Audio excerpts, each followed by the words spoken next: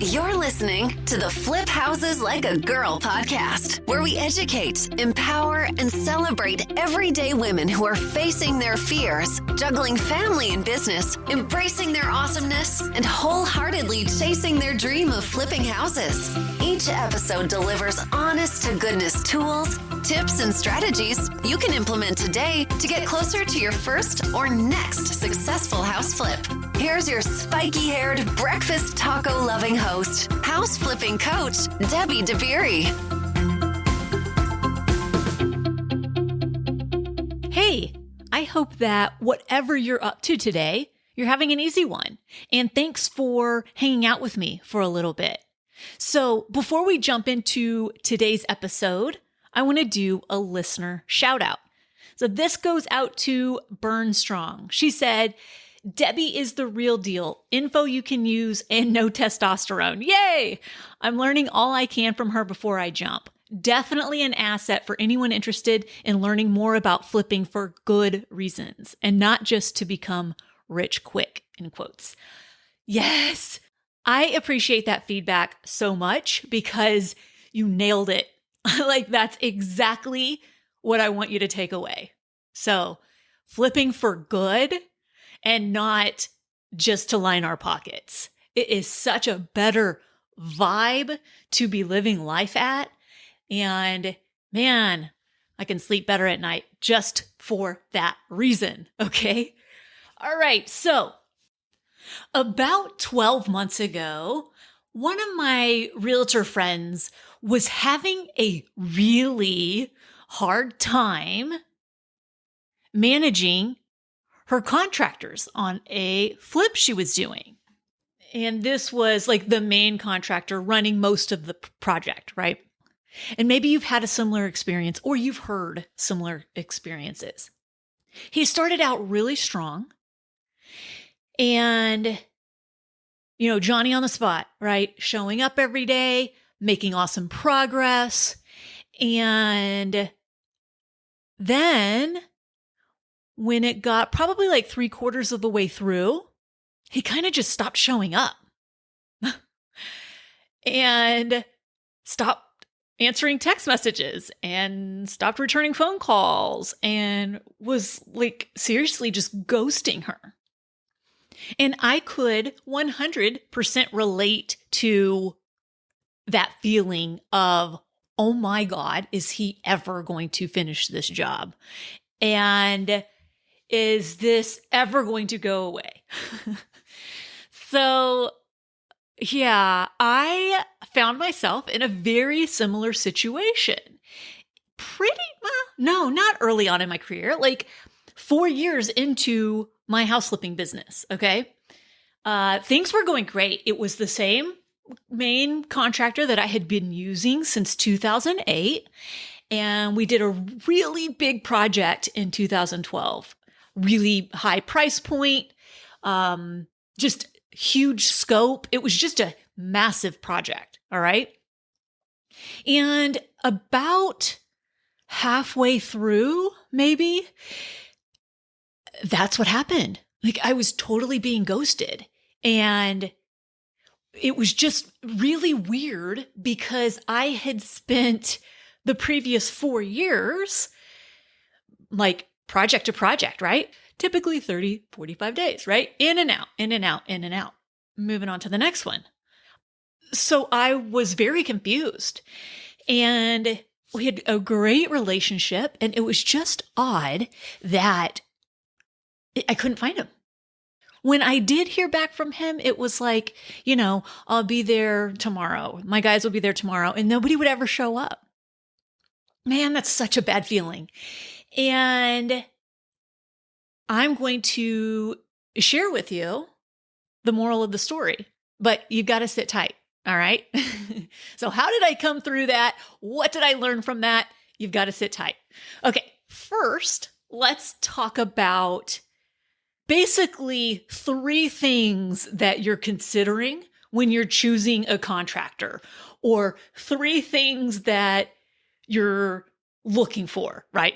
So you want speed, quality, and cost, right? So you want fast speed, you want high quality, and you want low cost. Generally speaking, as a human, that's what we're searching for when we are searching for a contractor, right?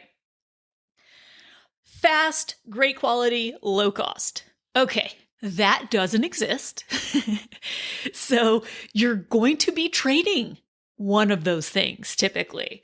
So if you've got 3 levels of contractors, because you're basically qualifying them on these 3 things, right? So if you've got a fast contractor, then typically the quality isn't great, but the cost is great, right? So fast contractor, lower quality, lower cost.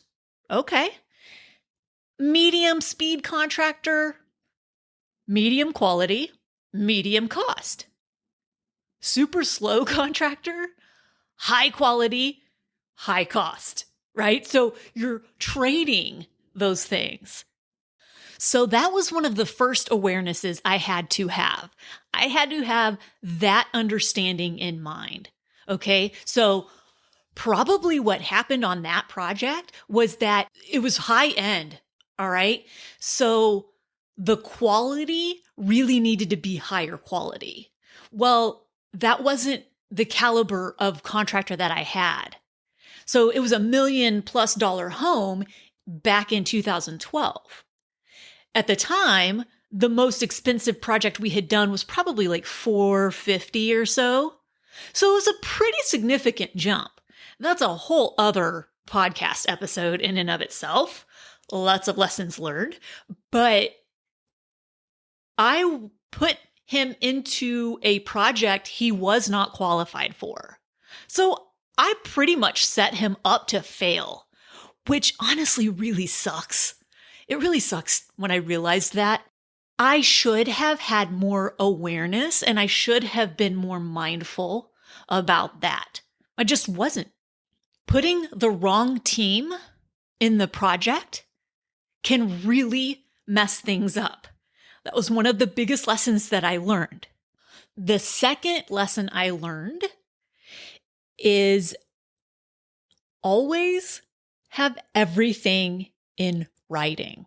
I have them sign my contract, my independent contractor agreement, which includes scope of work, payment schedule, everything very clearly and explicitly outlined. It protects both parties.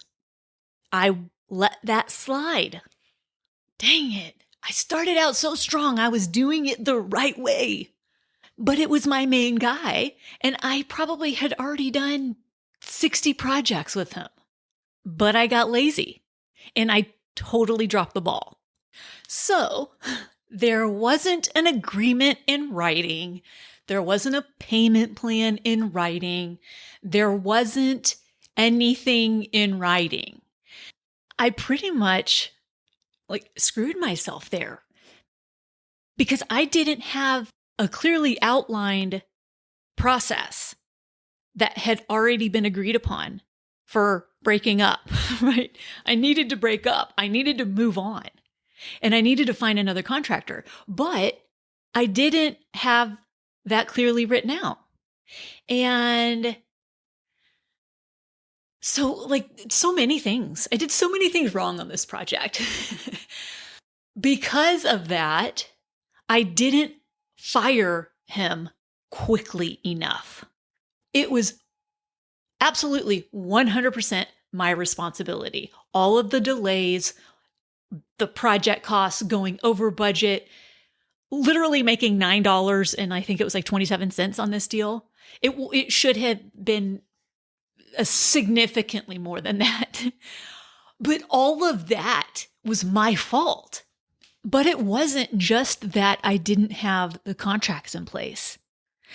The real thing that I screwed up on was not standing up for myself and doing the hard thing of going out and finding a replacement.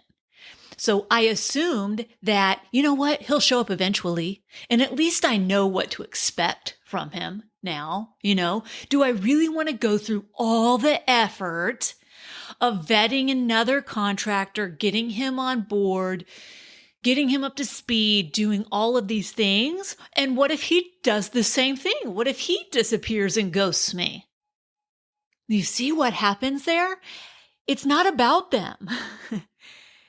It was about me.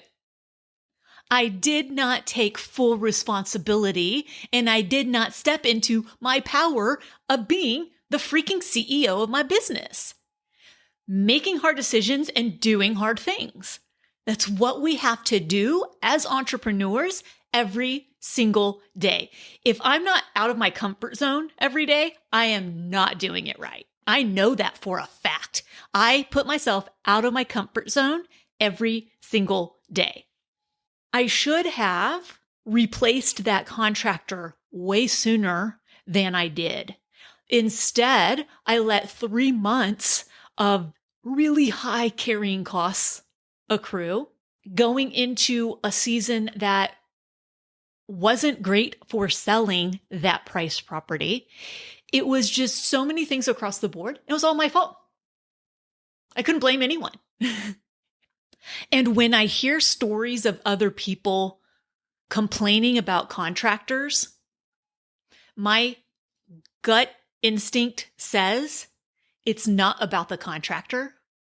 Not all the time, okay? But what I can tell you from experience is that when I feel like a contractor has quote unquote screwed me, or a vendor or whatever, I can absolutely trace it back to being 100% my responsibility. I either dropped the ball on communication, or I dropped the ball on following through on consequences that I clearly outlined, or both. But it always comes down to me not communicating properly, not standing up for myself, and not following through on what I said I would do if that thing was done, if that breach happened, right? So if this happens, if you don't show up, you will get fired and you will get replaced. And then I have to follow through on that. So I have a really hard time with how much of a bad rap that contractors get, because I really wholeheartedly believe that it isn't always them. We have a responsibility to communicate clearly, over-communicate, and follow through on what we say we're going to do.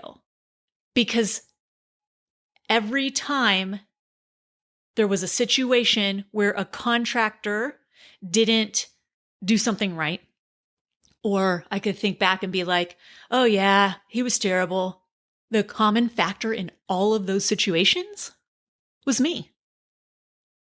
Man, that kind of sucks to realize. But it's also really freeing. That kind of awareness lets me up-level my life in so many different ways, because I can step into that space of being a strong communicator, over-communicating, setting expectations, and following through on those. So the next time you hear somebody complain about how awful contractors are and how they've had all of these terrible experiences, I would just urge you to think about the fact that the common factor in all of those situations was that person who's complaining. All right? So those are my lessons. Those are some of my lessons from that project. All right. So let's get back to my realtor friend and see what happened in her situation. Guess what? She did something pretty similar. So she did not have a contract in place, and she did not replace the contractor soon enough because it was a friend of a friend and she felt uncomfortable. So let's stop avoiding feeling uncomfortable. Let's start doing the hard things and start standing up for ourselves and protecting ourselves, using contracts, communicating clearly, and following through on the consequences we lay out based on our expectations. All right? I get it. It's hard sometimes. Adulting is hard. I wholeheartedly agree with that. Adulting can be hard. But doing the hard thing, doing the uncomfortable thing is usually a lot less painful in the long run than not. Been there, done that. All right? So, okay, go communicate, go stand in your power, and go follow through. Okay. Until next time, go out there, flip houses like a girl, leave people and places better than you find them, and make it a great day.